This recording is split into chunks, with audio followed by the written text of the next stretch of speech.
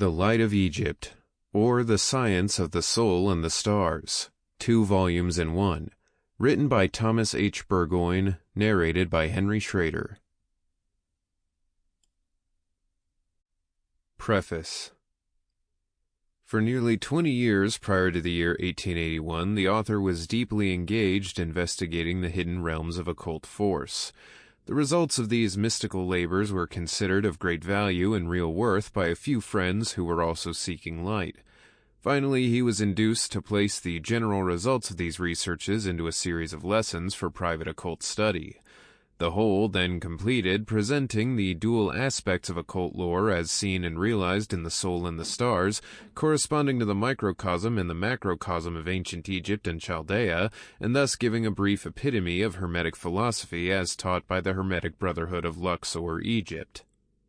The chief reason urging to this step was the strenuous efforts being systematically put forth to poison the budding spirituality of the Western mind, and to fasten upon its mediumistic mentality the subtle, delusive dogmas of karma and reincarnation, as taught by the sacerdotalisms of the decaying Orient.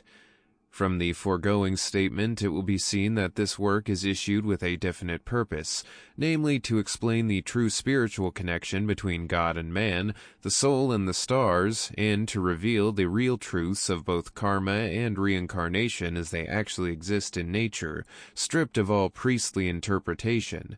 The definite statements made in regard to these subjects are absolute facts insofar as embodied man can understand them through the symbolism of human language, and the author defies contradiction by any living authority who possesses the spiritual right to say, "I know."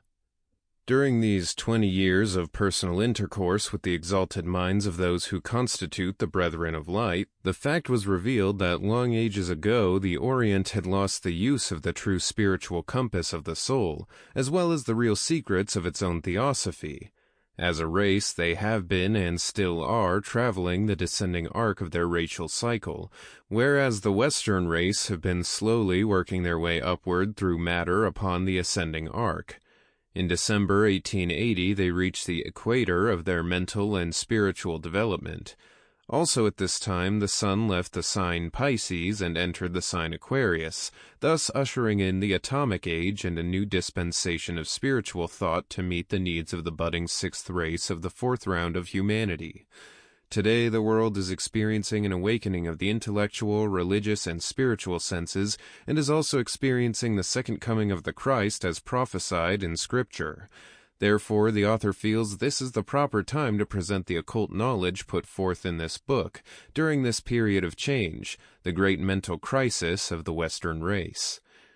Having explained the actual causes which impelled the writer to undertake this responsibility, it is also necessary to state most emphatically that he does not wish to convey the impression to the reader's mind that the Orient is destitute of spiritual truth. On the contrary, every genuine student of occult lore is justly proud of the snow-white locks of old Hindustan, and thoroughly appreciates the wondrous stores of mystical knowledge concealed within the astral vortices of the Hindu branch of the Aryan race. In India, probably more than in any other country, are the latent forces and mysteries of nature the subject of thought and study. But alas, it is not a progressive study. The descending arc of their spiritual force keeps them bound to the dogmas, traditions, and externalisms of the decaying past, whose real secrets they cannot now penetrate. The ever-living truths concealed beneath the symbols in the astral light are hidden from their view by the setting sun of their spiritual cycle. Therefore, the writer only desires to impress upon the reader's candid mind the fact that his earnest effort is to expose that particular section of Buddhistic theosophy, esoteric so-called, that would fasten the cramping shackles of the theological dogma upon the rising genius of the Western race.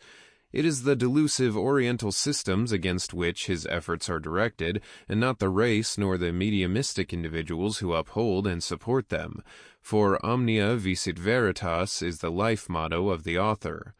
These lessons on the occult forces of nature are from the original manuscripts written some 80 years ago by Thomas H. Burgoyne for use of members of the exterior circle of the Hermetic Brotherhood of Luxor, with the approval of M. Theon, the Grand Master, and his brother adepts. To these Sample complete.